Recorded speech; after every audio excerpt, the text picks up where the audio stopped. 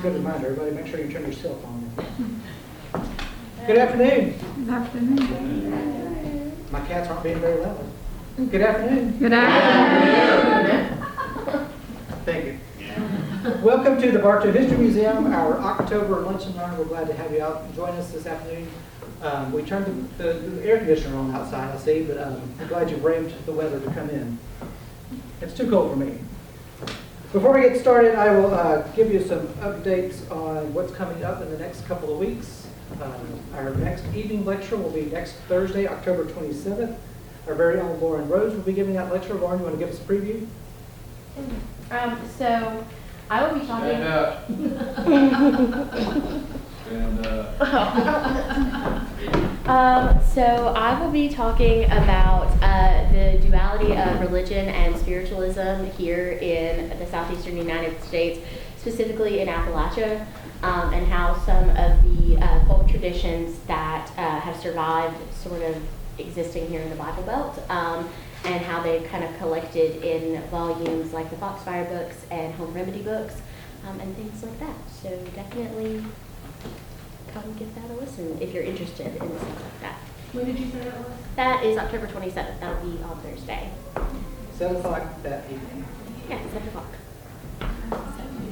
Thank you, Lauren. That's going to be a very interesting program. I hope you can join us for that. And then on October 29th, we're participating once again with the Downtown Development Authority's Cartersville's pub crawl. You get a pub crawl ticket and you can visit the pubs around town, but if you get an add-on ticket, you can come do a tour here at the Bartow History Museum. And our tour this year will focus on myths and monsters. And so we're going to take a tour upstairs in the museum and tell you some cool stories about myths and monsters and how they connect to our history locally. So I encourage you to get that ticket. Now you can get that ticket through our website or the DDA website. It's a pub crawl ticket plus the add-on to this tour. And that tour is only available on Saturday night, not the Friday or Saturday, just a Saturday. Trey?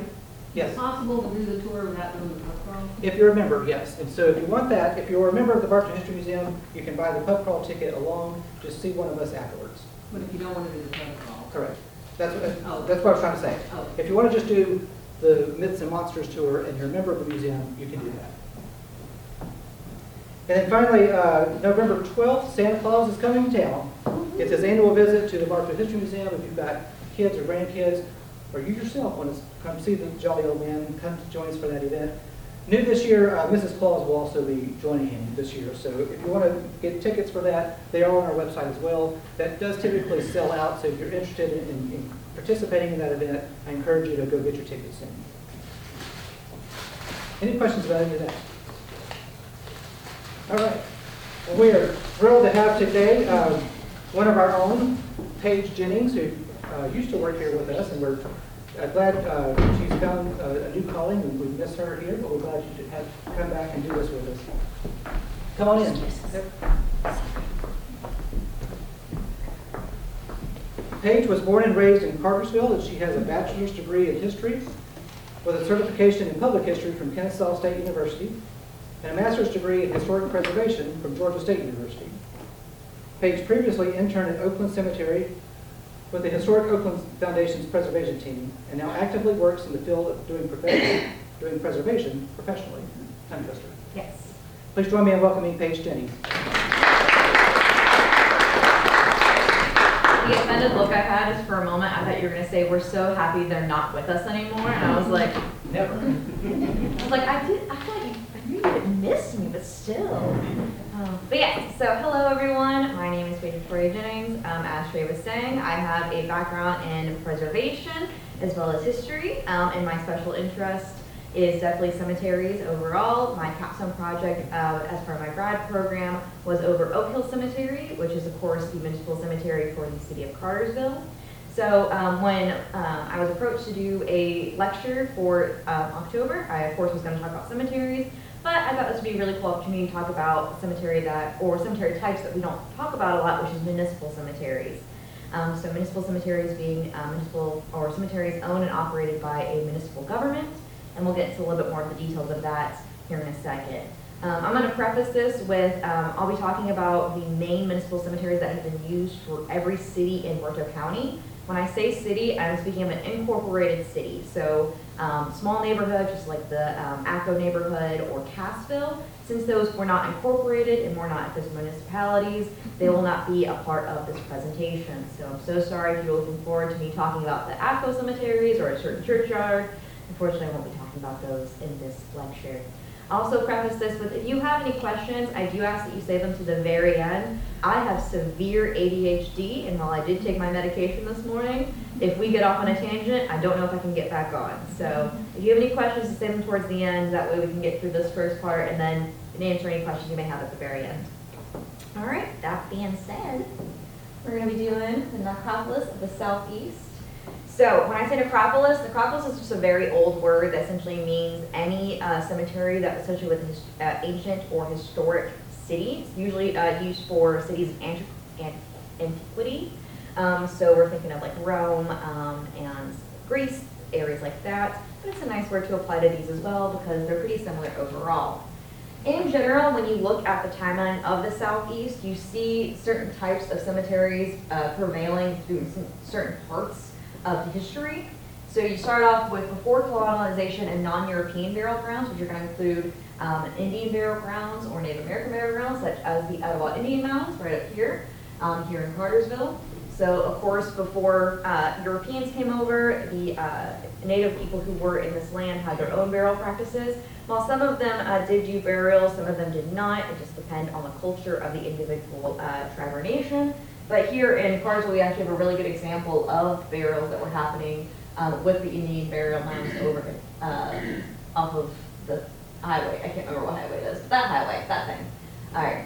From there, when we do start to have Europeans coming in and colonizing the Southeast, we begin to see very small cemeteries come about. Mostly it's going to be individual burials, just kind of people, basically, if they died, they were buried where they died, because it was very difficult to carry a dead body because they are literally dead weight.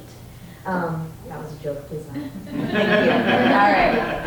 All right. And then, of course, we also see very small family cemeteries being created as well. So those family cemeteries are probably the ones that if you ever see a cemetery kind of in the middle of the woods and there's just a few monuments here and there, or even some people actually have small cemeteries on their property, it's probably a family cemetery. It was probably just the family that owned that land or had settled out in that area at the time. So I have an example up here that's actually not Cartersville. It's the Tate Family Cemetery, which is up in Tate, Georgia, so not too far away. But I always like to include it because it's one of the most beautiful cemeteries I've ever seen. If you've never been to Tate, Georgia, it is all marble. It's the marble capital of Georgia. So the entire family cemetery is all marble monuments from the marble quarries that are out there and that were owned and operated by the Tate family. So technically not in Bartow, but I like to include it because they make me happy.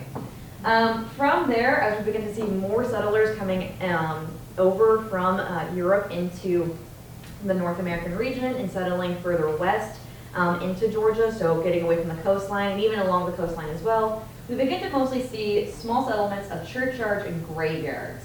Now, here in the northeast and northwest, you're mostly going to see a lot of churchyards and graveyards kind of coming about because we're going to see missionaries coming up this way to try to convert the Native American, mostly Cherokee, people into Christianity. So as they begin to settle this area, the main burial places they're going to have as they move away from family cemeteries and more community-based is going to be churchyards and graveyards. I am going to have a quick little tangent because this is a little bit of a pet peeve of mine. Churchyards and graveyards are the same thing. All right, but graveyards are always churchyards. If it had a church attached to it, it was a graveyard. A cemetery does not have a church attached to it. So churchyards and graveyards, same thing. Graveyards and cemeteries, not the same thing. That is my TED talk. Thank you. But yeah, so we see small churchyards and graveyards beginning to come about, just associated usually with a congregation. Sometimes you actually see records of the congregation existing first and then eventually creating the burial grounds because of course they would have to purchase land in order to actually have the cemetery. You even actually sometimes see the cemetery being created first before the church is actually even built because it takes a long time to build churches and people tend to die very quick. So, and that's a great example that I'll talk about here a little bit later on with the Harley cemeteries. And then eventually, as the churchyards and graveyards kind of give way into the municipal and city-owned cemeteries, which is going to be the main topic we're talking about today. You'll actually see with a lot of these cemeteries, they actually began as churchyards. They were originally associated with a certain congregation that were most likely the first settlers within the area. And then eventually, as the church outgrew that area, they actually donated the land over to the city or municipality to then be managed as the city-owned or county-owned cemetery. You also see with municipal cemeteries opening up more and more for other non-denomination burials. With city-owned and municipal cemeteries, they tend to be non-denominational. However, they may have specific sections for certain denominations. And then finally, we get into the area that we're kind of in mostly now. While all of these still do exist, most likely if you're going to see a cemetery that's very popular and open at the moment or have open burials or open plots, you're going to have private or corporately owned cemeteries. So the example I have up here is, cannot remember the name to save my life, but it's right across from Etowah Indian Mounds. And it's the privately owned cemetery here in Cartersville. I think it's Holly Sunset. Thank you. All right, appreciate that. Yes. So there's a lot of examples of these all throughout the Southeast. Not all of them have been within the past, couple decades or so. Some of them privately owned far before, the 1900s or so. Great example is Westview Cemetery in Atlanta, which is actually privately owned. But the reason it was privately owned is because it was incorporated and established by African-American businessmen because they wanted to have an African-American cemetery in Atlanta that was owned and operated by African-Americans for the city. So while we do see this being the most popular, once again, these all kind of run together a little bit, but this is the main progression you kind of see over time as time progresses, people settle, and communities begin to grow more and more large. That all being said, like I said, my main topic today is going to be the municipal cemeteries. So like I said before, these cemeteries are by definition owned, operated, and managed by the local municipality they are associated with. So that's going to be most likely the city. There are some county owned. I could not find examples of any county owned cemeteries here in Bartow, so I'm not aware of any. I don't know if there's hardly really that much here in Georgia as overall, just because counties tend to be so very large and sprawled out. And as we'll talk about here, most likely if it is a rural area, there's going to be a church associated with the cemetery.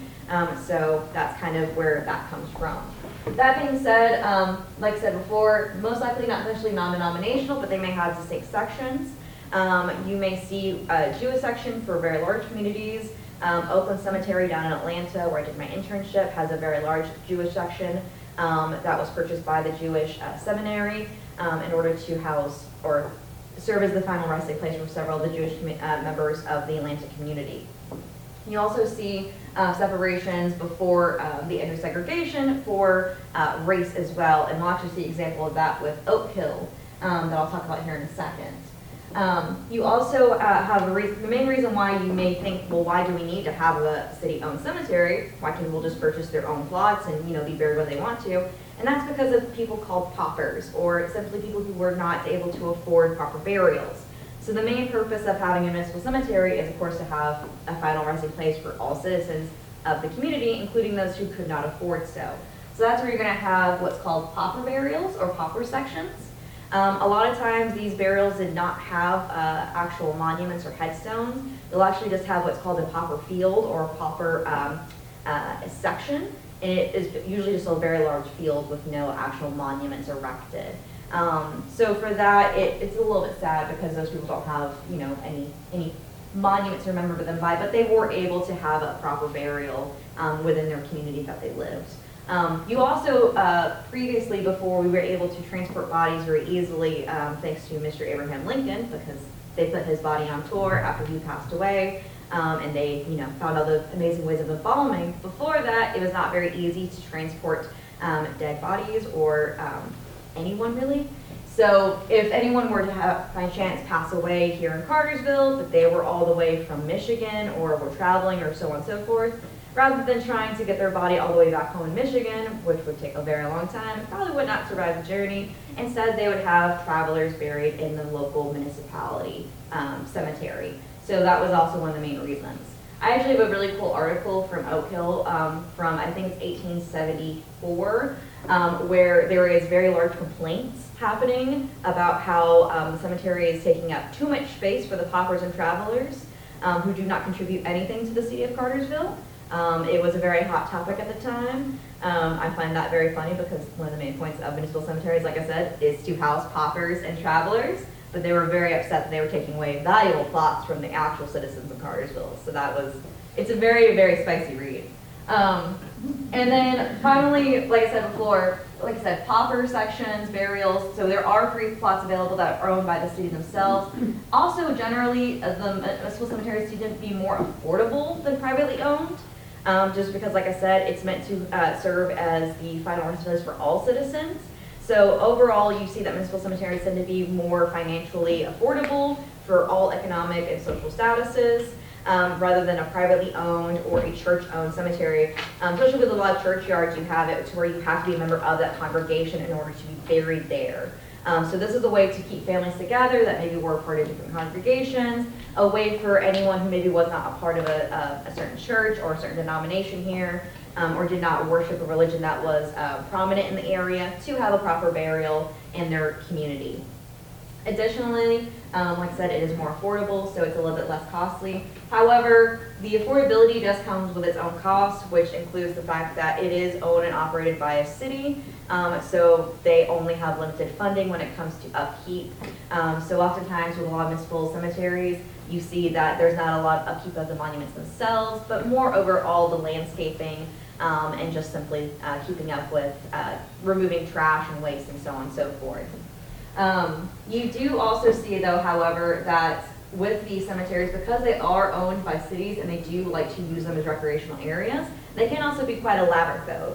So, like I said, I'll talk a little bit more about Oak Hill as well as Eastview and Adairsville. You see that because they are a point of pride for a lot of their communities, because they are the official burial for that city and area, a lot of time and effort goes into actually planning out the landscaping of those cemeteries as well. So they tend to be very beautiful and tend to reflect a lot of what's the word I'm looking for? The trendy landscaping architecture of the time.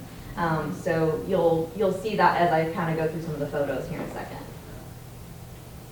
There we go. So that being said, I'll start with Oak Hill Cemetery. Now I know you're not supposed to have favorite children. I know you're not supposed to have favorites. However, Oak Hill does hold a special place in my heart because, like I said, I did my capstone project on it in grad school. So I'll try not to talk too much about it, but I'll probably end up talking a lot about this one in particular, especially just because here in Cartersville, it's probably the one that y'all are most familiar with as well. Of course, BHM just did a tour over Oak Hill for the October seasons. And it's also just right down the road if any of you guys want to go look at it later on, which I highly recommend. It truly is a very beautiful cemetery. So the city of Cartersville itself was not established until 1845 or incorporated until 1854 words. But Oak Hill actually predates the founding of Cartersville. It is one of the examples I was talking about where it actually began as a churchyard. So the church that was originally here was Ebenezer Methodist Church. We now know that church today is the Sam Jones Methodist Church, which is right up down this way. So when they first originally established this congregation, which was in 1838, they actually picked the land that now serves as Oak Hill to be where they wanted to build their church. The church was just a very small wooden cabin, most likely probably with a brick fire chimney, probably a brick or stone foundation. But unfortunately, that church has now been lost to time. Due to neglect and so on and so forth. However, there is a monument that is erected at the very top of where that church most likely would have been. Sam Jones congregation, after they moved, which the congregation moved to what is now their current spot that they've been in, they moved in 1848. So they were only in this location for about 10 years before they realized they needed to move for expansion, as well as wanting to be closer to the downtown area and the train. And they've been in that current spot for all that time. However, the building that's there, I think, is the third reincarnation of the Sam Jones Methodist Church. Words. So this did serve, however, as a congregation's churchyard. They did have a segregation between their white members and their enslaved black members. And you can see that when you go to visit the churchyard, or the original churchyard cemetery, because the churchyard itself is on the very top of this hill right here, And those monuments tend to be very large. We have a lot of obelisks that really kind of show off the wealth of the families, as well as a couple of the, I think there's some Coopers in this area, as well as the Leaks, who were the ones who purchased this land. The Leaks, of course, also have the road named after them right down this way too, Leak Street or Leak Road. But at the very base of the hill, which would have been the less desirable land because, you know, when water comes down the hill, it tends to wash everything out. That is where they buried the enslaved Africans that would have been a part of this congregation. And later as well, the African Americans who were part of the community when Oak Hill was taken over by the city. And you can see this photo over here, it actually is the African American section. It looks like there's just nothing there, but there are several burials. In fact, this section is quite full of burials. However, due to the economic and social status of the people that were buried there, they had very few monuments, and those monuments that maybe were erected have been lost to time due to neglect, or just the material that they were made out of was not meant to be preserved long term. So typically wood or concrete, or just simply field stones that would have been found anywhere. Eventually, however, like I said, Ebenezer Methodist Church, they did move from this location into what is now their current location. However, they did not actually sell over this land to the city of Cartersville until 1869. My assumption is that they're kind of too busy fighting the Civil War to really care about who owns what land. They're just trying to get people buried. Which oddly enough, this is one of the very few municipal cemeteries where there isn't a super large dedicated section to the Confederate dead or any Civil War dead. There is a couple monuments erected, namely for some prominent generals, but there is no dedicated section for Confederate or Union or Civil War dead, period. And you'll see the difference with that between this cemetery and Kingston Cemetery, which I'll show later on. And I think that kind of shows also where the activity of the Civil War was, though, however, because Kingston actually was the site of a hospital, which I'll talk about as well. So this land, like I said, purchased from the state of Cartersville, or purchased from Ebenezer Methodist in 1869. It is then owned by the city. Once again, though, they're kind of reeling from the after effects of the Civil War. So it really isn't until about 1873 when you actually have the establishment of the Cemetery Commission or Cemetery Committee for the city of Cartersville to actually start upkeeping the cemetery and expanding it as well. Originally, the cemetery probably was very small. However, it now is about 48 acres large. That being said, there actually are very few burial plots still available for the cemetery because it has served as a municipal cemetery for the city of Cartersville for well over 100 years now. So this is why you see people turning to privately owned cemeteries because they're running out of room. So that tends to be the common alley between a lot of municipal cemeteries is that they are running out of room. And that's why privately owned cemeteries have kind of taken over very commonly. Another thing I like Another thing I really like to talk about though when it comes to Oak Hill that you don't see in any other municipal cemetery in Bartow County, but you see in a lot more cemeteries that are municipally owned up towards the northeast, and that is a sexton's house. So these are the steps that would have gone up to the sexton's house. The sexton's house unfortunately has also been lost to time. It burned down in the 1920s, taking along very much a lot of the burial records that were in the sexton's house. So unfortunately we've lost a lot of those as well. However, I do think it's really interesting and kind of shows just how much the city of Cartersville was already taking on its established role as the county seat. So of course Cassville was originally serving as the county seat, or would have at the time during the Civil War, but it was eradicated during the Civil War, and that is when Cartersville took over and became the county seat. And like I said, I think the sexton's house really shows how much Cartersville took that role seriously, because they had someone continuously watching over the cemetery at all times, someone who lived on the property, who managed it, who oversaw all record keeping, who oversaw all burials. That was his entire purpose, was to serve as the sexton. Of course, there's always going to be a sexton. Even after the house burned down, there was still a sexton that served the city of Cartersville. There's still a city manager who oversees the cemetery to this day, who has an office on the land. However, like I said, I think having a whole house dedicated to someone living on the land, like I said, just really shows just how important Cartersville was at the time, and how higher in status they kind of were from a lot of the other municipalities, or remember budgeting, I really should say. They had more of the money overall that they were able to afford to not only have someone overseeing it on their payroll, but actually live and house them as well. Like I said, they have several sections. We don't really see any sections dedicated to any other religious groups here in Bartow County. It's all mostly Christian, so I was a little surprised by that. I've only know of one Jewish burial in this entire cemetery, and that is actually in the African American section, which I found very interesting. It was a soldier who passed away, I think in World War I or II, I can't remember. It's kind of just interesting to me because, like I said, this is the largest really municipal-owned cemetery in all of Bartow County. They have the most funding, but they never created a separate section for any other denomination of religion. So, that being said, I'm gonna move away from Oak Hill because I will talk about it forever because it is my baby. And I'll move on. Oh no, I forgot I have more photos. Yay! Yeah, it is my baby. I'm sorry, I have more photos for them. So here is where the article where Ebenezer Ebenezer Methodist Church placed the dedication monument in 1944 to commemorate the 100-year anniversary of the congregation's move from that location to their current location.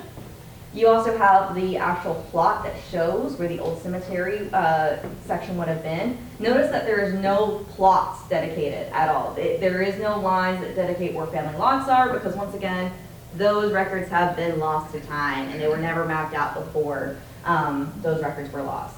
And then finally over here, you have the article that I mentioned before that talks about the cemetery committee being created in order to actually put some effort into the cemetery. And actually had fallen into a little bit of disrepair by the 1870s. And this article really calls that out. There's actually a lot of anger in the voice that's used here. It's kind of funny again how very aggressive people were back in newspaper articles back in the day. Talking about how it's fallen into disrepair, it looks schlubby, it is just a bad reflection on the city of Cartersville. And I think this is really interesting also because it comes around at the time that you start to see what's called the city beautification movement, which is when cities were really starting to say that we want our cities to look beautiful, we want them to be a place that people want to come and go, and that even includes the cemeteries as well. And we start to see them really put a lot of effort into the cemetery to also make it a place that can serve as a recreational area and a public park as well. Okay, now I'll get away from Oak Hill, sorry. I also want to make sure I'm not, okay, cool. I want to make sure I didn't talk too long for Oak Hill. All right, so Eastview Cemetery, which is in Adairsville, Georgia. Bartow Museum actually did do a cemetery tour of Eastview, which was one of my first tours I ever did here at the Bartow Museum. I'm so sorry, Trey, that I don't remember everything from that tour. I apologize. I did the best I could. So Eastview Cemetery is once again actually predates, well, it doesn't quite predate. So we kind of see this again where it's not associated with a church, it's actually associated with families. So it actually began from the families in the area wanting to come together, the founding families, so we have the Vaughns, the Barnsleys, so on and so forth, coming together to actually create a burial place for the community. Now, Adairsville is right on beside Cartersville when it was incorporated in 1854. However, Eastview is not officially dedicated as the municipal cemetery for Adairsville until 1893. So it's quite some time. However, there are several burials here that do predate that 1893 time period or date. So obviously there were already burials taking place before it officially became the municipal cemetery for the city of Adairsville. Words, brain, happening. There we go. So unlike the Oak Hill Cemetery, which is about 48 or so acres large, this cemetery I think is around like 35 or so acres large. It's a little bit smaller in size. You do have something similar though to Oak Hill where there is a clear distinction between what is considered the newer sections and the old historic sections. It is also interesting too because if you look right here where you can see the divisions over here, you can actually see the newer sections back in the older sections right here. Over here is some of the newer sections with this lovely Jesus monument right here. And the other thing that's really interesting about the way that this has been landscaped is that, like I said, it was originally serving mostly for families as opposed to a church cemetery. So there is a clear distinction between the sections of the historic area where you have very distinguished land kind of coming down this way, all down the hill, and so it's vertical as opposed to horizontal, which I think is really interesting as well. So Eastview Cemetery, once again, still serves as the municipal cemetery for the city of Adairsville. However, it's also also running out of room because there's only so much land you can buy in the area to actually serve as the burial plots. But yeah, I think that's mostly what I have for Adairsville. I'm running out of time, so I'm going to kind of go through these a little bit quicker. So, Emerson City Cemetery, or the City of Emerson. So, City of Emerson is a little bit late to the game when it comes to being incorporated. It is incorporated in 1889. That being said, I could not find an official date for when this cemetery was created, when it was officially established as the municipal cemetery for the City of Emerson. There really wasn't a whole lot of information I could find, period, about this. I do know that there was a lot more church congregations and churchyards in Emerson, so that may have been one of the reasons why this one was a little bit more late to the game than Cartersville or even Adairsville. Yeah.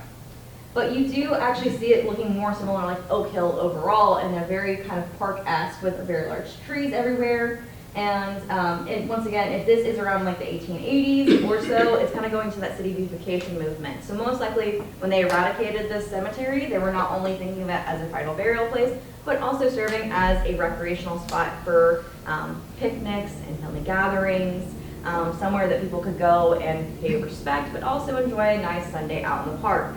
And like I said, you have these very large trees everywhere. It's very lovely overall. Also have to give a shout out to Find a Grave, because a lot of these photos were from there, and the person that took them, I think their username was like Blue Bridge View or something like that. They are amazing, good for them. They did some very good photography for this cemetery. It really shows like the very clean monuments everywhere, and you see a lot of the 1900s monuments, like this one right here, as well as these. These are all from around the 1900s or so. So a little bit later to the game for the City of Emerson, which makes sense because they were a little bit later to the game when it came to being incorporated. And as well, like I said, there was a lot more churchyards in this area too, a lot of very heavy connotations with congregations. It's also most likely that one of the reasons why Emerson would have a later establishment for a city cemetery is because they probably were also using the Cartersville Cemetery as well. Since it was a smaller community, it was most likely that several of their members simply were being buried in the Cartersville Cemetery since it was already established and well maintained and overseen. And that brings me to U Harley and Baptist and Presbyterian Church cemeteries, which are kind of a special case when it comes to municipal cemeteries, because they actually were never officially dedicated as the municipal cemeteries, really. So U Harley is the latest to the game when it comes to being incorporated. They were not officially incorporated as a city until 1976. However, these two cemeteries were first established in 1852 and 1855, respectively. So Baptist Church 1852, Presbyterian Church 1855, with the Presbyterian Church being built in 1855 as well, I believe. So, like I said before, when you first have settlers coming out into this area, they're mostly coming out for missionary trips for the Cherokee. So they're coming out primarily to serve as missionaries, and so of course when they pass away, they are being buried in the Christian style out this way. Even though the churchyards themselves were not officially dedicated until the 1850s or so, there actually are burials out here that predate that timeline. There are actually burials that I think the oldest one is 1818. However, it's unknown if that burial actually took place here in Cartersville or it took place somewhere else and then was moved later on. That may be a possibility because the Cherokee Removal Act did not take place until 1838. So if there were white settlers living on the land in 1818, it kind of would have been very unprecedented, as many settlers were not coming up this way until after the Cherokee removal, with the land lottery being taking place and selling off the land. However, with these two congregations, I think this is a really good example of where you see white settlers coming up this way and being buried in these congregations. Like I said, these were not officially dedicated as the municipal cemeteries for the City of U Harley.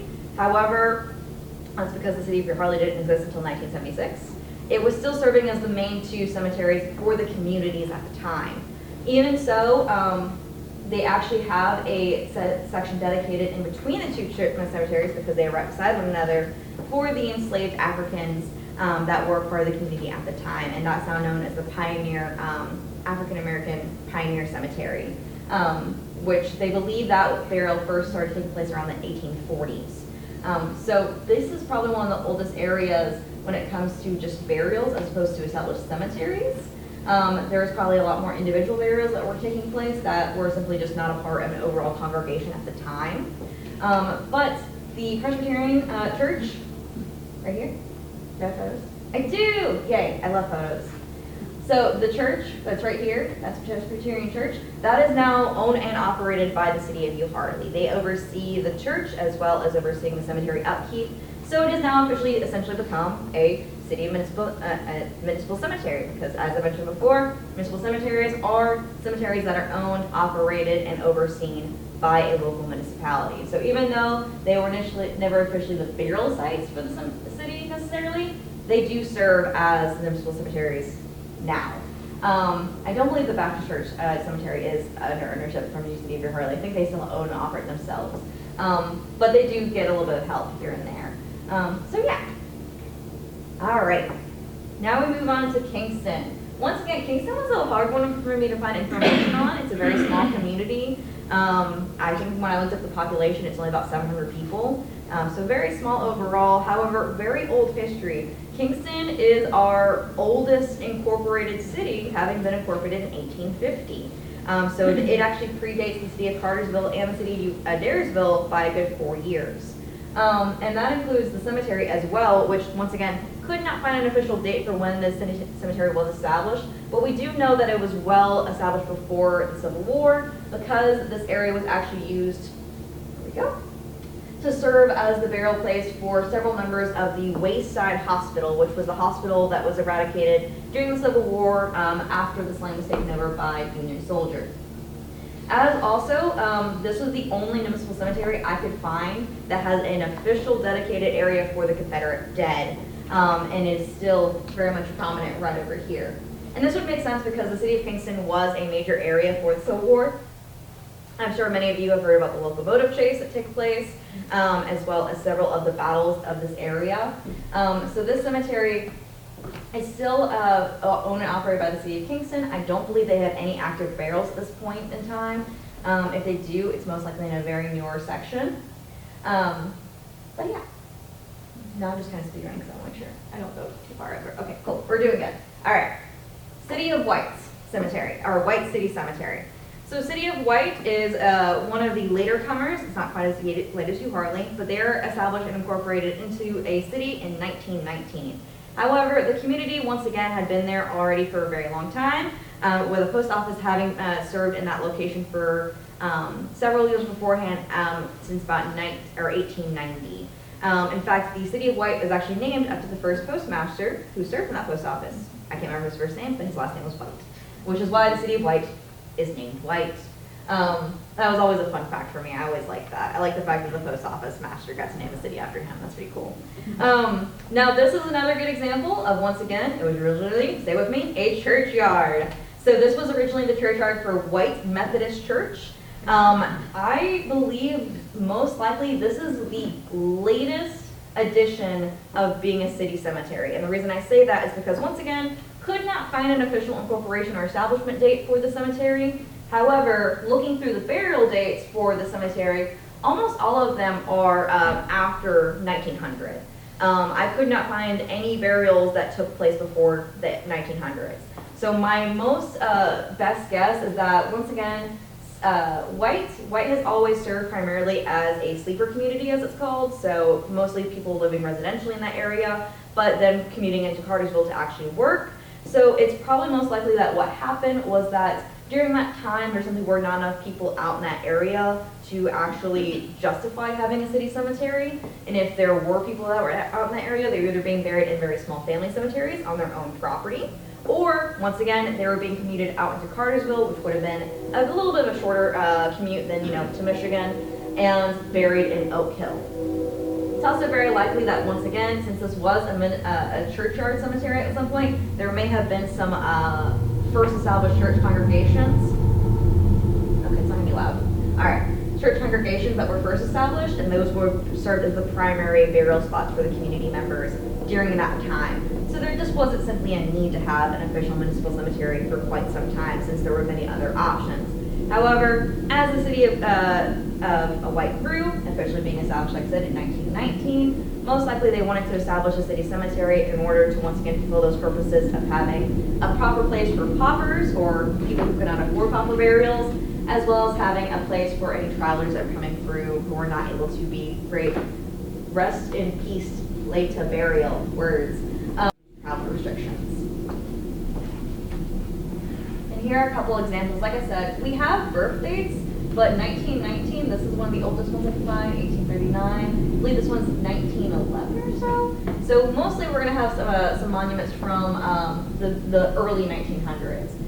If any of the monuments do predate the 1919 official, like I said, it still isn't going to pass that 1900 time period. So City of White, it's a very small community, like I said. They had the post office out there, but there just wasn't a whole lot of people in the area. And if they were living in very large plots of land where they most likely had family cemeteries. All right.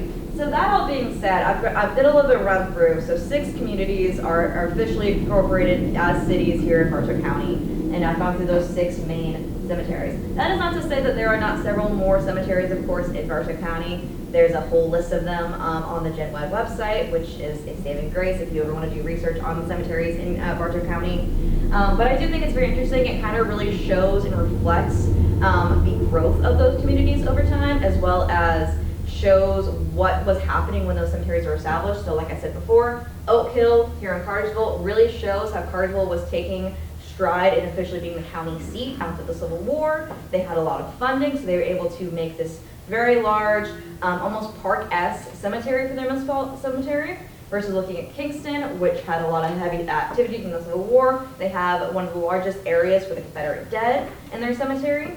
And then looking at the City of White, which, like I said, very small rural community, was not established until a little bit later on, and as a result, has a very short-term history in regards of municipal cemeteries compared to the other communities around it. So it's really interesting to see how you can really see the history of the community and the city itself through just their cemetery and their burials and the way the landscape has been laid out over time. It really does reflect a lot of the trends, a lot of the attitudes and societal beliefs of death, as well as just, like I said, who had money and who didn't, essentially.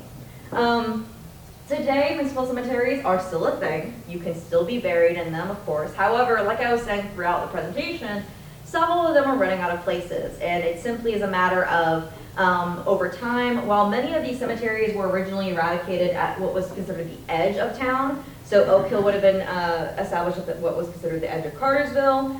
City of Kingston, it would have been at the very edge of what was the downtown Kingston area, because you wanted to have it away from the main downtown business areas. However, if you go to those cemeteries now, you'll see they're right in the middle of everything. I mean, Oak Hill is surrounded by industrial plants, there's roads on either side, there's a police station right there. Same thing with the City of White, there's a highway that runs right through beside it, as well as having many residential homes all surrounding it. Same thing with the City of Adairsville, many residential homes surrounding East Hill, and then also City of View Harley. Once again, those cemeteries have several homes as well as 2 different roads and a museum now that are all surrounding it. So it's simply a matter of there's no more room to put people anymore. There's no land to buy. And that's why you see the emergence of those privately owned cemeteries that are able to purchase large quits of land and then convert them into use for burial spaces. That being said, because those cemeteries are running out of places to bury them or bury citizens, they are still being owned and operated by the municipality, and it's still their job and their duty to oversee the perpetual care of those monuments and those burials. It is part of their contract when you purchase a burial plot from them. However, as burial plots are running out, there's little income coming in from the cemeteries themselves. So what you see a lot of communities doing is actually holding events and actually doing fundraiser events as well as just preservation efforts to make sure that those communities still, or those cemeteries can still be maintained and there is funding to do so. So some examples I have is here, this is Oakland Cemetery in Atlanta, which actually, once again, is the municipal cemetery for the city of Atlanta. However, they ran out of burials, I think, in like 1975. They have not had burials for purchase in that cemetery in a long time, unless you're Kenny Rogers and you know how to pull strings. So they actually do a lot of events now to actually help fund the preservation of those monuments. They have weddings there. There's more weddings that take place in Oakland Cemetery than actual burials now, as well as very large events. Story of Oakland's coming up, if anyone's ever been to that event before at Oakland Cemetery, as well as just community-driven efforts to help clean up and maintain cemeteries as well. So City of Roswell, their municipal cemetery, they have what you can do is basically adopt a grave. Where basically if you want to help maintain the municipal cemetery that has been there, but like I said, many of the people that have been buried there, families have moved away, or the city's kind of running out of money to help finance it, they'll partner with historical societies so that way people can purchase a grave, adopt it, and help make sure that it is well maintained, cleaned, and cared for as long as they are able to provide funding for it. And then also just bringing awareness to the cemeteries as well. So I stole this photo from you, Lauren, from your Facebook. So this was the cemetery tour that actually BHM did just this past week or so at Oakville Cemetery. So simply by having an interactive and interpretive programming at a cemetery brings awareness to it and makes people aware that it is still there. It is a place that you can come as a community and also enjoy the history and the general beautiful landscaping that is part of those municipal cemeteries. Because overall, municipal cemeteries have and should always be serving their communities. And if they don't get that recognition, if they do not receive the funding that they need, we see a lot of degradation and deterioration of the monuments over time. So these two images are both from Oak Hill. This one's just one that makes me mad, so I always include it anytime I talk about preservation. Because you can see where they tried to repair it with caulk, and it looks terrible, and it makes me so mad. I include it in everything. It's from a cemetery close to my house in Marietta, but I always have to include it because it makes me so mad. And so overall, municipal cemeteries, even though they are owned and operated by cities, just like every other thing when it comes to being owned and operated by a government municipality or a government agency in any regards, they need funding. So this is where, like I said, having those fundraiser events, having those interpretive events, having those community outings and groups can really benefit those burials and just make sure that the memories of those people who have been buried there are carried into perpetuity as well. That is all I have. I think I have, okay, I have 10 minutes for questions. Perfect. Question. Yes. You said on your website you have additional information on cemeteries. So the Bartow County Gen Web is a website that is owned and operated by Bartow County, correct, right? Or it is overseen by the Bartow History Museum? I can't remember correctly. The Gen Web project is no longer Active. so the Bartow History Museum keeps the site up. Yes. So you can Google Bartow Gen Web and find that information. We also have a link to it on our website. Is there any information on the cemetery south of town on 293? The Friendship Cemetery, Yeah. there a little bit. And that, the information that was on that website, I believe was all surveyed and collected by a volunteer group, correct? It was a group of volunteers who probably 20 years ago put all that together, and it's a wealth of information. It truly is. I mean, I can't even talk about how often I just look through that website. And when I got into grad school and began doing cemetery research for other communities, I immediately went, well, I'll just go to their GenWeb website, because obviously all GenWeb websites are just so well maintained and have a wealth of knowledge of cemeteries. They do not. So we were very fortunate that that survey was done by that wonderful volunteer group 20 years ago. DHS? No, it was a group of volunteers who did it under the umbrella of GenWeb. So there's a U.S. GenWeb, there's a Georgia GenWeb, and then there's Bartow GenWeb. It's all part of the big umbrella. So it's a group of volunteers. They're no longer active. And the unfortunate piece is that website is old now and it can't really be updated without circulating efforts. And so it's there. The information's there, but it's not able to be updated to a modern website, but also with current information. So the information there is great, but it's up to the 2000s, early. You said there is a link from your website to that information. There is. There's a link on Should be under the research. under the research It tab. is on under our the research website. tab, indeed. Or you can just Google Bartow County GenWeb and it'll come up. Yes. This is the website if you want to memorize it for. And it's got a lot of other information too. It's got cemeteries, but it's got all kinds of other information that those volunteers collected. It's wonderful. It is truly fantastic. I do wish that hopefully maybe in the future another survey can be done because, like Trey was saying, it's well over almost 20 years old at this point. I've even noticed that some of the monuments that I've seen on that website have been moved or are no longer there. When I was doing my capstone project in Oak Hill, I did a small survey of just half of the churchyard section and then the historic African American section, which is section 10. And even those monuments, comparing the photos, you can see the passage of time and how it has taken effect on some of them. So it would be wonderful if there was another very large volunteer effort. I know that that's something that we got to push for, which is why, like I said, community efforts are just so invaluable when it comes to cemetery preservation. So fingers crossed that maybe we can get that going another time. So, yeah. Yes. You talked about some of the cemeteries having a Confederate section. What happened to the Union soldiers who might have fallen? That is a great question.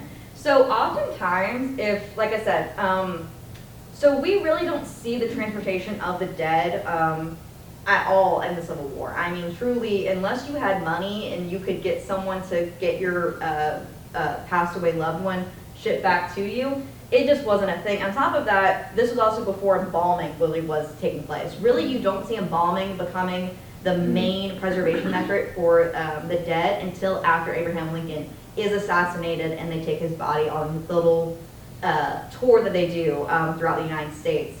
And they kept his body for like 3 months, I think is how long that tour went. It was wild. And it's mostly use of like arsenic, things like that. I'm getting off topic. So yes, when it comes to the Union dead, oftentimes you actually do see small sections of those Confederate dead areas also being reserved for Union soldiers. I don't know if there's any in particular that are in Kingston. I think there are some. I know that in Oakland there is a very small area because Oakland was also the area where the Battle of Atlanta took place. So you do actually see some Union dead that have been buried in that what's considered the Confederate section, but they're kind of hidden away a little bit towards another area, so they're just distinguished from it. And there have been very large efforts in recent years, as well as during the 1960s or so, when you had that the centennial, I believe, for the Civil War, where people were trying to make an active effort to locate those who had been lost, who were buried in areas that they were not originally from, to either eradicate monuments if they did not have one, if there was a mass burial, making sure people who were part of those mass burials did receive a proper monument in some sort of way or fashion. Whether that was an individual monument or a large commemorative stone for just everyone who had been buried in that area. So a good example, I think, is the Cartersville Cemetery, which I actually assumed was the official municipal cemetery for White for a very long time, because Cartersville was very close to what the area of White is now. However, looking through the tax parcels that I did for when I was doing this research, White was actually further out from Cass than I had originally thought. So that Cartersville Cemetery, you see a lot of Confederate dead buried there, as well as Unions too, because Cartersville was a site of a major battle. I don't know the name because I don't know battle names. I'm very bad at that part of history, but I try my best. So yeah, I hope that answers your question. I know I rambled for a little bit. Like I said, severe ADHD, so yes. I see a hand being up and down over there. I see you. Yes. But just to follow up on the Cartersville, because it was the county seat. Yes, it was. And it's no longer incorporated. Yes. But it's not taken care of by the city, since it's not a city. Who They does have- take care? Is it municipal, is it a county? They actually have an intense volunteer group. They have a very, very intense, what's called a friendship for the cemetery that I know takes care of them. So that is a cemetery that has been pretty well maintained overall. They have a very large, Daughters of the Confederacy has made a very large effort to preserve a lot of those monuments. I think a lot of the monuments that were actually eradicated to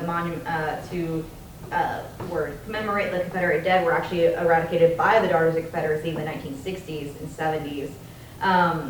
But yeah, I know that if you look on like the Find a Grave website, that one's pretty well documented, and you actually see a lot of photos of people who have gone out there and made an active like cleaning efforts. I don't believe it's owned or operated by anyone municipality-wise. It is simply just owned by, I think, the county overall, but like I said, counties don't really get too involved when it comes to having their own municipal cemeteries. That's just not really what counties do oftentimes. They will upkeep historical sites, which includes cemeteries, but they don't necessarily, they don't prescribe to that contract of perpetual care in the same way that a city will usually. So, I don't know if that answers your question, but I tried. Yes? Hey, Paige, you may have mentioned this, but was there previous owners to the Adairsville and the Emerson cemetery? So at Adairsville, it primarily would have been that those families that came together that I believe would have owned it. I don't know if it was ever officially just they went to the city of Adairsville was like create the cemetery. It was more they purchased the land, the families together, created the cemetery, and then it eventually became Adairsville's main municipal cemetery. So the founding families of Adairsville, which include, like I said, the Vaughns, other people whose names I cannot think of right now. Trey. Beaches primarily. Beaches, that's the other one. I was like, it's another V name, I can't think of it. Those families would have been the ones that came together to create those, or to purchase that land. And you see that very similarly, like I said, with Oak Hill, because even though that was originally associated with a congregation, it was all land purchased by one founding family, which would have been the Leaks and the Leaks brothers. There's a little bit of a contention as to which Leak brother officially purchased it. I think it was William. But overall, it would have been those two brothers who came down from South Carolina and purchased that land at Oak Hill. As for Emerson, I could not find a ton. It may have just simply been I was looking on the wrong spot when it came for the Emerson Cemetery.